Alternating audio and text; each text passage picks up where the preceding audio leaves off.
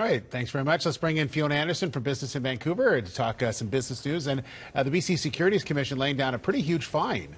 They did. So the Securities Commission has imposed a almost $4.3 million fine against an Abbotsford man who was touting stocks through a number of newsletters.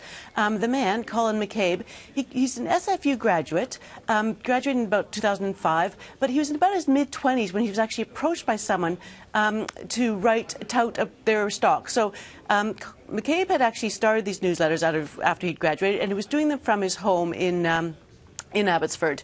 And he did a number of different ones, the Profiteer, the Elite Resource Stock Advisor, the Elite Stock Report. And the allegations under the Securities Commission were originally related to 3 different stocks, all trading on the over-the-counter bulletin board in the United States. Now, as you may or may not know, that's actually quite an unregulated stock exchange, not like our TSX or TSX Venture. Although there was 3 stocks that were subject to the allegations, the Securities Commission decided to focus just on one, Guinness Exploration Inc., mainly because they said the facts there were so egregious, they might as well just stick with them. There was enough there to convict McCabe.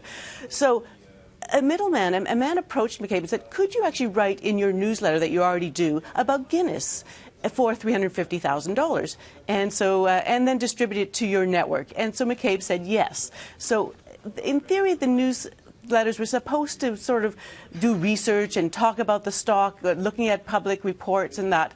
But this is a few of the examples that he said about Guinness in his newsletters. And he did it in 3 different newsletters that eventually reached about 3 million Americans. So here are some of the comments he made.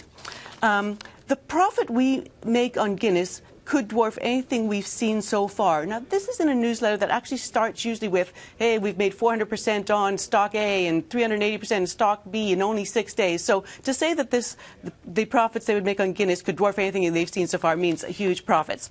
Another quote, 12 months from now, you could be taking your profits out by the truckload. So that's obviously very profitable.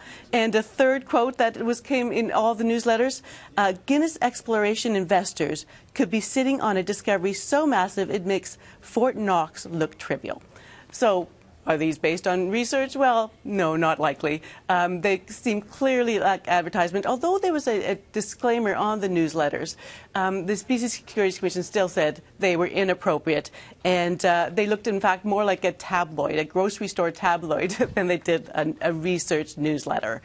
So they did tell McCabe that he had to disgorge his profits that he made on Guinness, which was almost $2.7 million he was paid for writing those newsletters, and then paid an administrative fine of $1.5 million. All right, good. Thank you very much for that, Fiona. Thank you. If you want some more details, go to BIV.com. Right now, let's get to traffic, and here's Sonia.